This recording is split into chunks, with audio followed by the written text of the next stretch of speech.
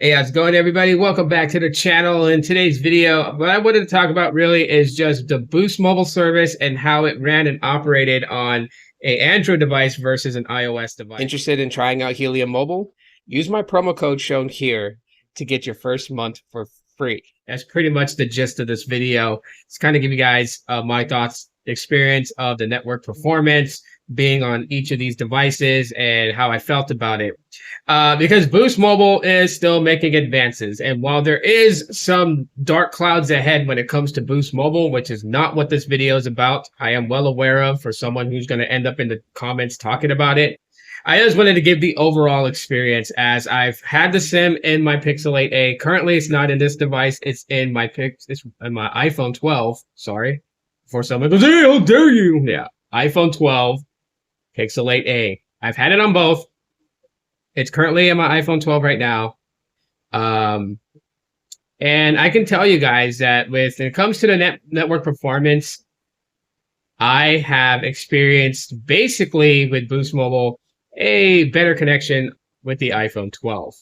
I know, crazy to say, right? A guy who really, really likes his Google Pixel saying that the iPhone 12 performed better on the Boost Mobile network than the Pixel 8a. And I'm not generally talking about the Dish network, Dish 5G native, because if you didn't know, iPhone 12 will never be compatible to that, specifically for the fact that it doesn't have connection for N70, which is what Dish uses for their voice over NR.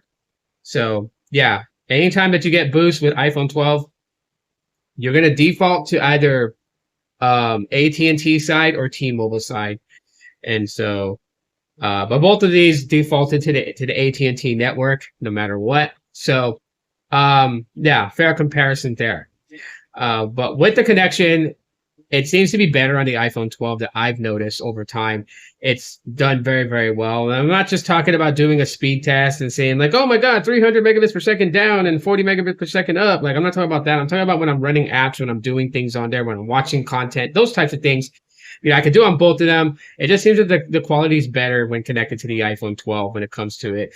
And, you know, there's been this long talk with internal employees that Boost favors the iPhone overall. And, you know, I think it's just only because the iPhone is so ubiquitous and there's not a lot of that has to be done, you know, when they're testing out the Boost network with iPhones and, you know, of course, how it all functions and works out. It's just really just one operating system they're dealing with and not multiple variants with, you know, different things. Like you're not dealing with Android Pure, Android One UI, you know, Android Color OS and all that. You're just dealing with iOS. And so it's a lot easier for them to basically optimize a lot of things to run and function properly on an iPhone than it would be on an Android device that has, you know, the one thing that we still kind of are plagued with today, which is fragmentation. So we kind of deal with that when it comes to Android. On the iPhone side, we don't really deal with that at all whatsoever. But I can say that service connection on both of these were really, really good. You know, I really didn't have much hiccups with the Pixel 8a being on Boost. Just that, you know, with the modems that my Pixel 8a had, the uplink was pretty terrible. It was always really down to like 4 to 5 megabits per second and was just really jittery as far as the stability of the connection. Downlink hasn't been bad at all with the AT&T side since AT&T really just kind of started beefing up their network build outs here in my city. So it's just gotten better as far as their 5G plus. And, you know, I can't complain about that, but the uplink is atrocious. So, you know, that's a fact.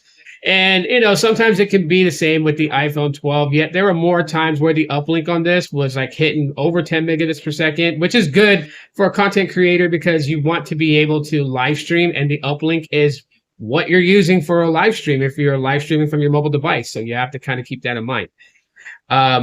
At the end of the day, like I would say that's what it is right now. That could change in the foreseeable future if, you know, Dish sees, you know, the brighter day and things get better for them. Obviously, then there's that point that, you know, maybe it'll get better on Android devices. So I know some people out there will be like, well, you know what? I have great connection with my Galaxy S24, and that's good. Like, I'm happy that that's so. And I'm not saying that that's the whole point of this video. I'm not saying that it's abysmal to run Boost mobile, whether you're on the AT&T network assignment or T-Mobile or their native dish. I'm not saying that at all whatsoever. I'm just saying that I've had a better experience on an iPhone with Boost Mobile service than I've had on Android. And that's just me speaking of my own facts, my own realities. So keep that in mind. It's my experience. But anyways, that's all I have to say in this video. If you guys want to add your experiences, please do so in the comment section of the video, whether it's a good one or if you have an emotional outburst, all welcome there. Definitely share that. I would love to know, and other people would love to know your experiences as, Boost Mobile still continues to grow. But until then, I will talk to you on the next one. And as always, aloha.